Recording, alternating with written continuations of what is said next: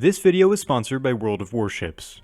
If you're a big rig driver or someone who aspires to be someday, then you might be familiar with terminal tractors. These stocky machines go by many different names, but all have one thing in common: their unique and somewhat divisive design. As an invaluable asset to both the internal management of freight yards and truckers running low on patience, without these vehicles the finer movements of cargo would be a massive hurdle and a substantial thorn in the side of truck drivers. Thankfully, we live in a world where these cycloptic motorized toll booths do exist, and it's about time I explained how their unruly design led to worldwide success. But first, a word from this video's sponsor, World of Warships. World of Warships is a free-to-play game about warships, if you couldn't guess from the title alone. As an individual who owns a PC myself, I have to say this game looks amazing, and even with my limited power, the game's dynamic weather and water effects put it leagues ahead of any other nautical game I've played. With the ability to choose from more than 40 unique maps, you also have a variety of ship classes at your fingertips, such as battleships, destroyers, aircraft carriers, cruisers, and even submarines for all of you without claustrophobia. Every month, World of Warships releases new content,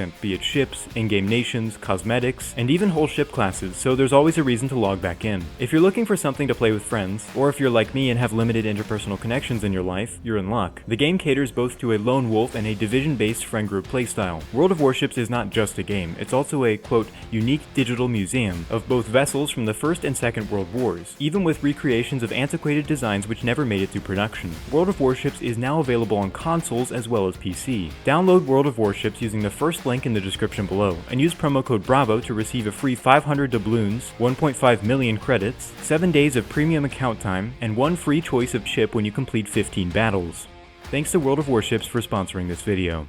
Back in the 50s, in the tiny rural town of Ottawa, Kansas, a small company called Ottawa Wire and Steel was hard at work on their newest motorized contraption. The general manager at the time, a man named Harry Howe Lowther, is regarded as the person who first came up with the idea of the terminal tractor. His concept was a minimal tractor equipped with a hydraulically lifting fifth wheel to reduce the amount of time it took to interlock with the trailer, as the lifting of the trailer meant the landing gear did not need to be retracted. At the time, and this is still true today, the process of a semi-tractor attaching or detaching from a trailer is lengthy and tiring, mostly due to the excessive hand cranking required to move the landing gear. Terminal tractors were purpose-built for intra-yard cargo organization, moving trailers around to where they're needed and sometimes helping truckers to back their loads up when having difficulty. Prior to their adoption, much of trailer organization was done with full-size day cab tractors, which began to create issues as they lacked the attachment speed and tight turning radius, among other things, that the terminal tractor was specialized for. In 1958, the first terminal tractor was revealed to the public, known as the Yard Hustler. The product struggled somewhat on the market for the first few decades of its development, though throughout the economic slump and fuel crisis of the late 70s, terminal tractors were looked at by companies as a more efficient and cost-effective way to manage their yards. Later, Ottawa was bought out by international investors, being renamed to Kalmar, Ottawa, and today they are considered to be the leading manufacturer of terminal trucks in the world, at least according to their own website, but they're not without competition.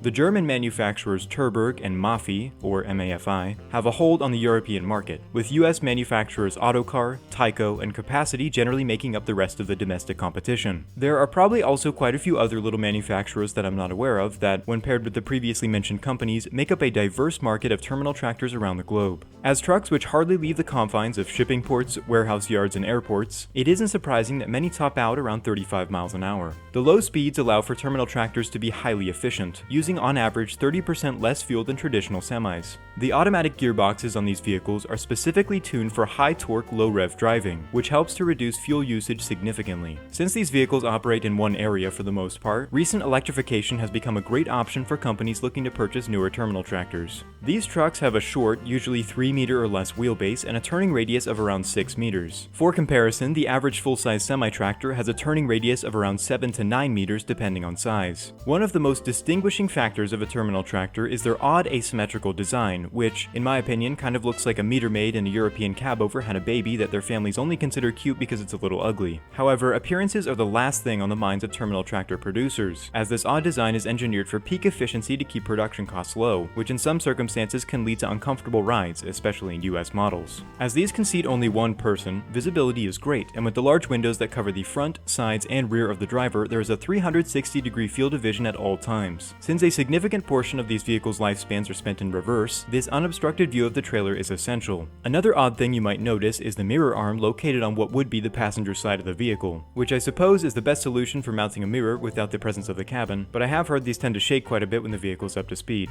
Most of the time, the entrance and exit door is strategically placed either on the rear of the cabin, or alternatively on the side furthest from the road, with easy access to the air, brake, and power cables to eliminate the small amount of time wasted walking around the vehicle on traditional semi-tractors. These doors can either be sliding or swinging, both of which are able to be locked in place when open. Not all terminal tractors feature these specialized doors, but those which do have a leg up over the competition. As I mentioned earlier, terminal tractors feature hydraulically lifting fifth wheels which can be precisely controlled from a lever within the cabin. This setup grants the driver the ability to hook onto a trailer without landing gear interaction whatsoever, both upon picking up and setting down the trailer. This system is so efficient that, when paired with easy access doors, a terminal tractor can hook onto a trailer and begin driving in a matter of seconds as opposed to the minutes required with a semi-tractor. While uncommon, at least in the United States, there are some models of terminal tractors built by Courbet which are equipped with a rotating seat and steering wheel so the driver can be looking directly behind them while backing or connecting. These are super cool, and though I'm not entirely sure how they function engineering-wise, this feature would be a great addition to all terminal tractors. I'm sure the drivers love it. For the most part, these trucks are kept fairly simple, and are only equipped with features that employers deem necessary for their employees, so many drivers go without features like air conditioning, air ride seating, or powered windows. Terminal tractors may be one of the first classes of vehicles to become fully automated, as companies can already purchase autonomous tractors in some areas of Europe produced by Courbet in cooperation with the company Konecranes. While the technology is still somewhat impractical, continuous advancements are being made to streamline usage and help companies map out their terminals.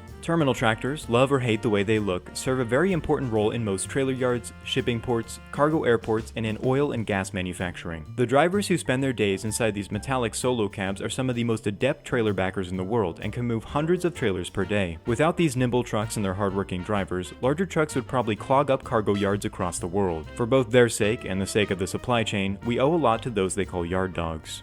Thanks for watching, and thanks again to World of Warships for making this video possible. Remember to check them out using the link in the description. But that's all I got for today. Thanks again and goodbye.